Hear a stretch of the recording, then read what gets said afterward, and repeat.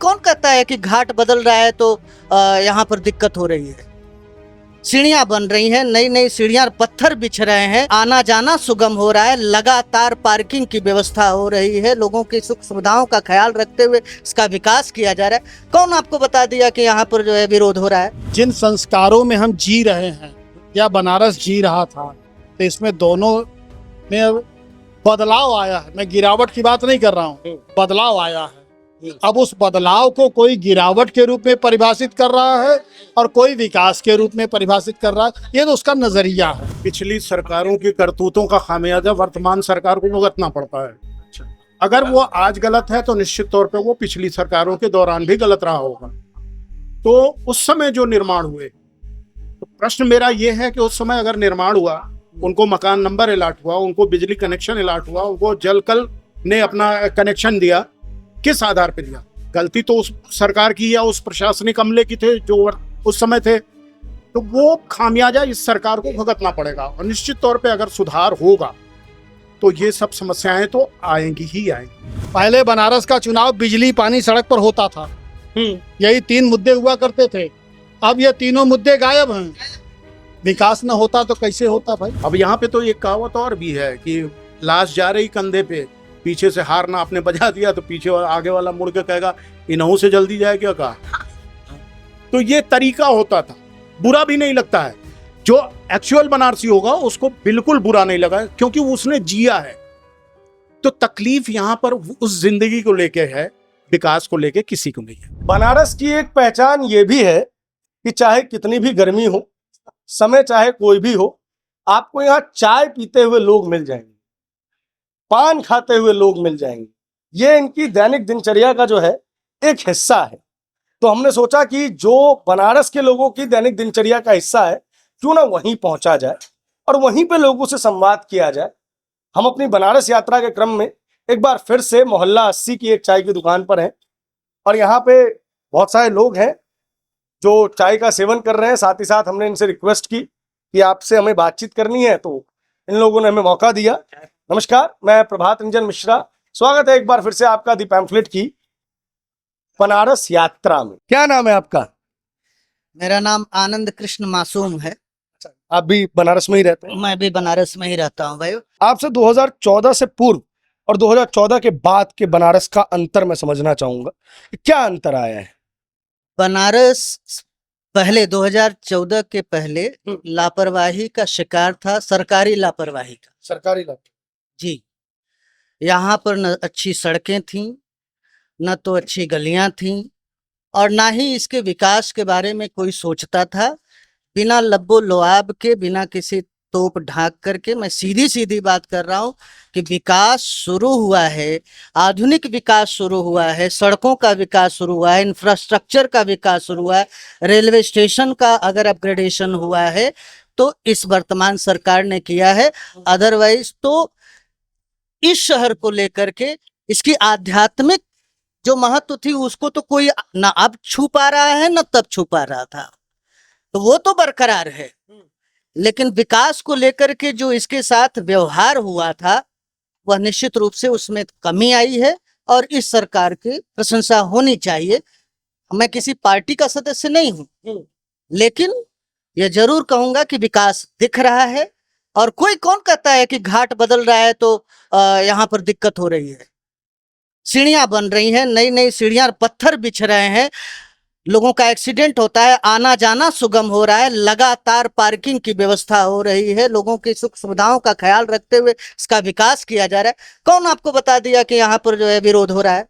Ajay Rai ji daily एक आधा tweet कर देते हैं, नहीं तो मिल लेते हैं पत्रकारों से। अजय राय जी को ठीक है, पॉलिटिकल पार्टी है, हम उनके खिलाफ कुछ कहना नहीं चाहते और न कहेंगे। वो भी हमारे लिए प्रिय हैं, वो भी काशी के ही हैं, वो हमारे हृदय के ही, वो भी एक अंग हैं।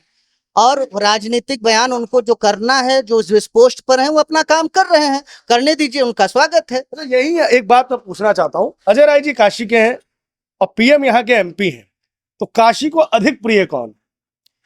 ये आप पत्रकारों को एक बड़ा वो लगता है सेंसेशनल न्यूज लेने का, ठीक है। और अभी हमारे प्रधानमंत्री आदरणीय श्री नरेंद्र मोदी जी को बनारस की जनता ने चुना है और मत से चुना है, तो और वो भी लड़े थे, तो ये जीते हैं तो ये तो पक्का हो गया कि काशी की जनता ने प्रधानमंत्री को ही अभी महत्व दिया है। आपने सेंसेशन वाली बात हम पे उठा दी। अब समस्या ये है कि अजय राय जी कहते हैं कि इलेक्टेड एमपी मैं हूं, पीएम तो सिलेक्टेड एमपी है, उनको जबरन हरा दिया गया है, वो अपने आप को घोषित कर चुके हैं बनारस का एमपी। तो इसको लेकर के जहां लड़ाई लड़नी है उचित प्लेटफॉर्म पर अपनी बात करें। उसके लिए हम बनारस के लोगों का काशी वासियों से कोई रिश्ता नहीं है। देखिए, अच्छा, राजनीतिक बयान, मैं हम लोग साहित्यकार वाले आदमी है, साहित्यिक मिजाज की बात करिए, हाँ, बनारस की बात करिए, बनारस की गलियों की बात करिए, यहाँ की संस्कृति के बारे में बात करिए। राजनीति से हमारा कोई लेना देना नहीं है। नाम जानना चाहूंगा पहले आप। डॉक्टर महेंद्र अलंकार, रिटायर्ड प्रिंसिपल। यही बनारस के ही हैं आप? जी हाँ, मैं बनारस का ही हूँ। और आप क्या जानना चाहते हैं वो आप ना बताइए तो फिर हम मैं कुछ दिनों पहले पढ़ रहा था, चूंकि आप साहित्य के क्षेत्र से हैं, तो कहते हैं कि बनारस में पहले जो है ना कवि सम्मेलन होते थे, वो उस प्रकार के कवि सम्मेलन होते थे जिसमें जिसको गाली ना दी जाए वो बनारस का नागरिक नहीं है, इस तरीके की बातचीत महसूस करने लगता आता था। आज इन सब चीजों में, इन कवि सम्मेलनों में, इन सारे हेरिटेज वाली चीजों में बढ़ोतरी हुई है या कमतरी आई? देखिए, हेरिटेज की जहां तक आप बात करते हैं, हेरिटेज दो तरह के हैं। हाँ, एक जो भौगोलिक हाँ, या स्थूल रूप से कहिए मटेरियलिस्टिक जो बात करते हैं, और दूसरी जो इमोशनल हेरिटेज की बात है, यानी जो संस्कार जिसे आप कहते हैं, जिन संस्कारों में हम जी रहे हैं या बनारस जी रहा था, तो इसमें दोनों में बदलाव आया है। मैं गिरावट की बात नहीं कर रहा हूँ, बदलाव आया है। अब उस बदलाव को कोई गिरावट के रूप में परिभाषित कर रहा है और कोई विकास के रूप में परिभाषित कर रहा है, ये तो उसका नजरिया है। ठीक, बाकी ऐसा कुछ नहीं है, क्योंकि सब कुछ काल सापेक्ष होता है। इसकी ये नहीं है कि जो आज से 100 साल पहले थी स्थिति वही आज भी रहेगी तभी हम खुश रहेंगे, ऐसा कुछ नहीं। तब भी आप गाली देंगे, सड़क नहीं बनवाया, पानी नहीं दिया। पहले बनारस का चुनाव बिजली, पानी, सड़क पर होता था, यही 3 मुद्दे हुआ करते थे। अब ये तीनों मुद्दे गायब हैं। विकास न होता तो कैसे होता भाई? सही बात, सीधी सी बात है। अब ये तीनों मुद्दे नहीं हैं। उन्होंने एक बात कही, उपेक्षित बनारस 25 साल के राज शासन में रहा है। 25 साल के शासन तक उपेक्षित रहा है। नाम मत लीजिए, जो पार्टियां मुझे, मैं जानता हूँ। अब उपेक्षा का नतीजा तो बनारस भुगतेगा ही। तो अब किसी ने अगर ध्यान दे दिया तो ठीक है। और ये कहना, एक प्रश्न आप कहते हैं ना कि वो बाहरी है, वो भीतरी है, ये सब बहुत चुनाव में हो चुका, कहीं बिहार में हो चुका, कहीं बंगाल में हो चुका, ये सब बेकार की बात है। अगर वो प्रधानमंत्री है तो देश का है, न कहीं बनारस का है और न वहीं बाबतपुर का है, तो पूरे बनारस का है।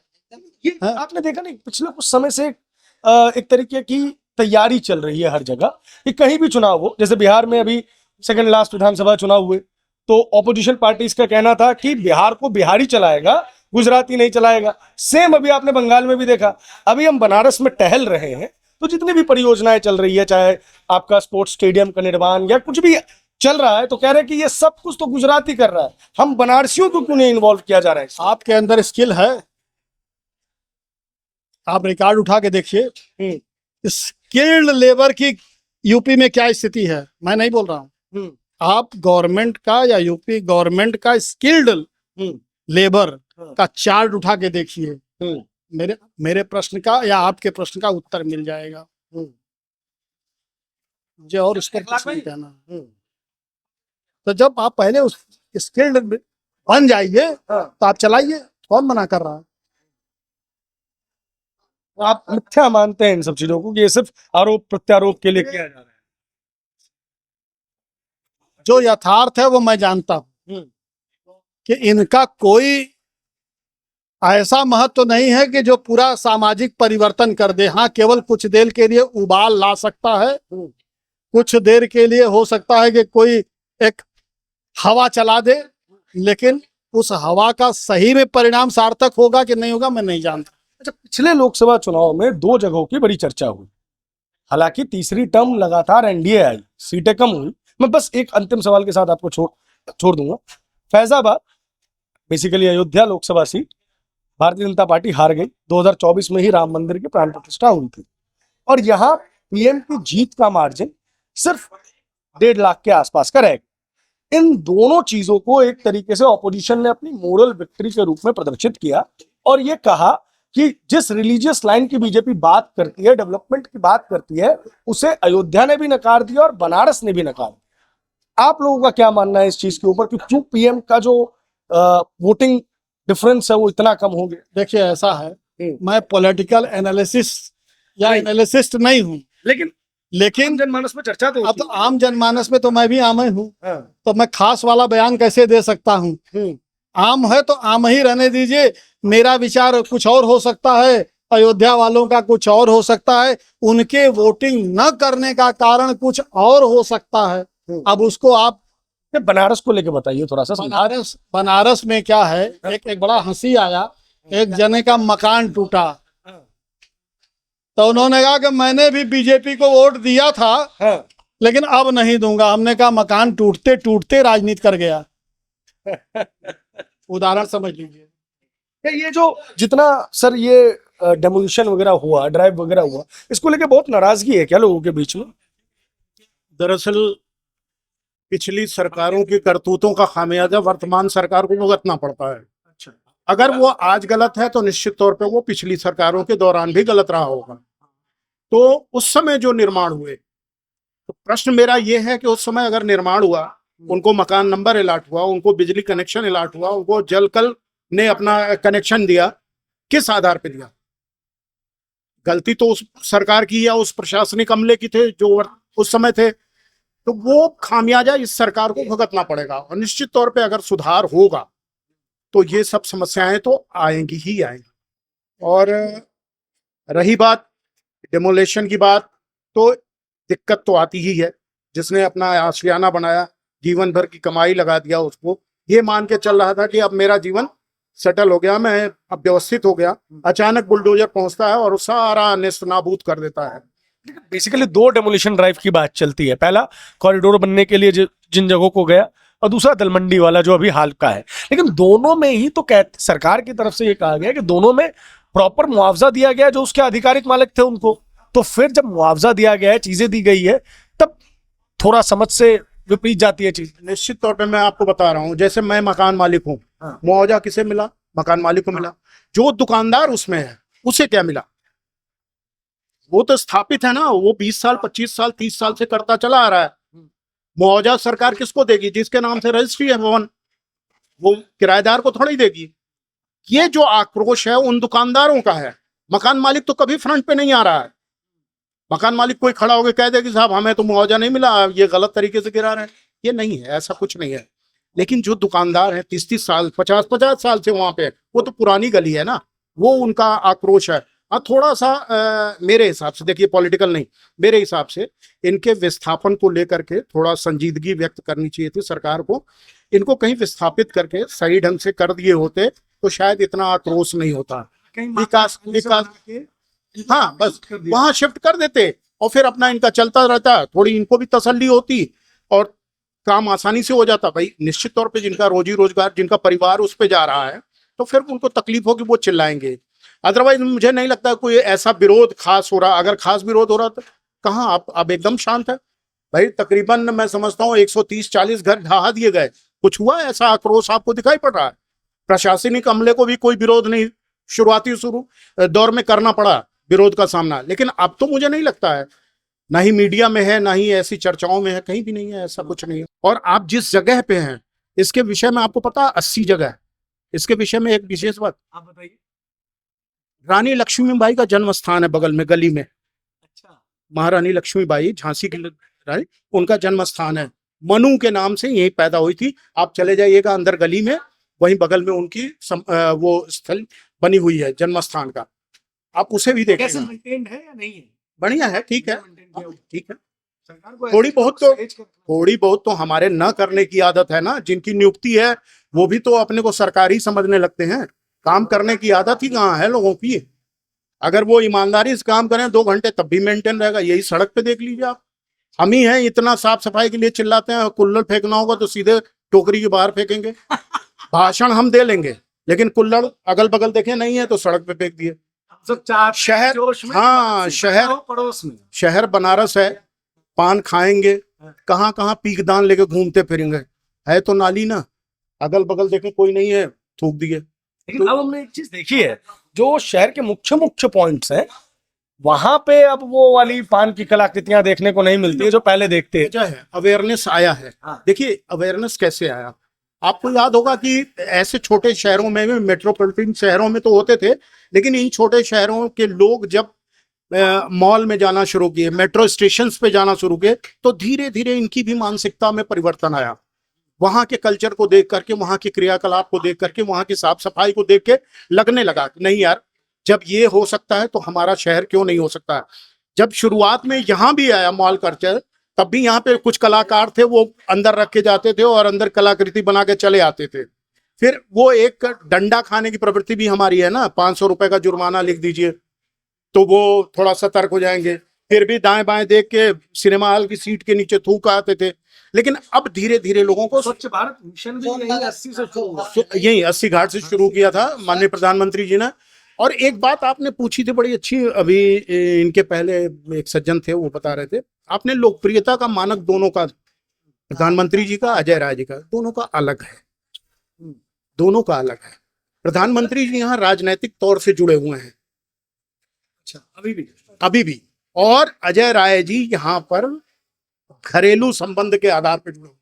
पहले ये ध्यान दीजिएगा, अजय राय जी को चाहने वाले कांग्रेस में भी हैं, बीजेपी में भी हैं, सपा में भी हैं और बसपा में भी। इनके अपने व्यक्तिगत संबंध हैं, लेकिन पॉलिटिकल ऐसा सिनेरियो, मतलब स्थितियां बनती हैं राजनीतिक स्तर पे कि एक जैसा होता है ना कि एक तरह से पोलराइज हो जाता है, BJP versus Congress, BJP versus Sapa. तो ऐसा जो इससे नो डाउट कि भाजपा का संगठन बहुत मजबूत है। ये पन्ना प्रमुख से लगाए तो और आरएसएस प्रमुख तक ये बड़े तगड़े हैं। तो पन्ना प्रमुख भी हाँ, मैं बता तो रहा हूँ, पन्ना प्रमुख, ये कल्चर यहीं से है, बीजेपी का है। तो आप, मैं आपको रोकना चाहूंगा, आप बताइए क्या मिजाज, आऊंगा सर के पास, क्या चल रहा है लोगों का, परिवर्तन या जो है उसमें लोग खुश हैं? नहीं, कोई परिवर्तन, मेरे हिसाब से कोई परिवर्तन की आशा नहीं है। जो चल रहा है वो अच्छा चल रहा है, इसको और अच्छे से होना चाहिए। बीच बीच में जैसे भाई साहब ने कहा है कि कुछ घटनाएं हैं, इससे सरकार को बचना चाहिए। अयोध्या जैसी और बिहार जैसी घटनाओं से सरकार की बदनामी नहीं चाह रहे लोग, क्यों नहीं चाह रहे कि काम वगैरह उस तरीके? क्योंकि इसके पहले के इतने हम लोग सताए गए हैं और ये शहर इतना परेशान हुआ है और इतनी दुर्दशा झेला है कि अब जरी सी भी राहत होगी तो उसे बड़ी राहत नजर आती। हम लोग क्या है ना कि ये ट्रांजिशनल फेज वाले हैं ना, कि इस समय जो अवनति चल रही है, निश्चित तौर पे बहुत सुविधाएं बढ़ रही हैं। अब देखिए, दुनिया का सबसे पहला, हमारे ख्याल से एशिया का पहला शहर हो जाएगा जहां पर कि रोपवे है, पहला शहर हो जाएगा। हमें गर्व है, लेकिन इक्का खत्म हो गया, होना भी चाहिए, क्योंकि अब कितना हम धीरे धीरे चलेंगे, हमें भी तो तेज चलना है, वक्त के साथ, दुनिया के साथ हमें भी चलना है। तो जहां पर निर्माण होगा, विनाश होगा ही, तो होने दीजिए, अब उसमें नहीं है। लेकिन जीवंतता क्या होती है, वो व्यक्ति के अंदर रहती है। अगर हम मेट्रो पे चल रहे हैं और हमें वही बनारसी अंदाज, कहा भैया हमारे गोड़ मिला दबाओ बदे, काम खत्म, झगड़ा होगा नहीं। आप रोड रेज के बारे में सुनते हो ना, आप दिल्ली जैसे शहर में आते हो, आए दिन वहां मारपीट होती है। बनारस में ये सब बीमारी थी ही नहीं। मैंने पहले भी जिक्र किया इसका कि वो कागुरु हमें सबसे कमजोर मिल रही है।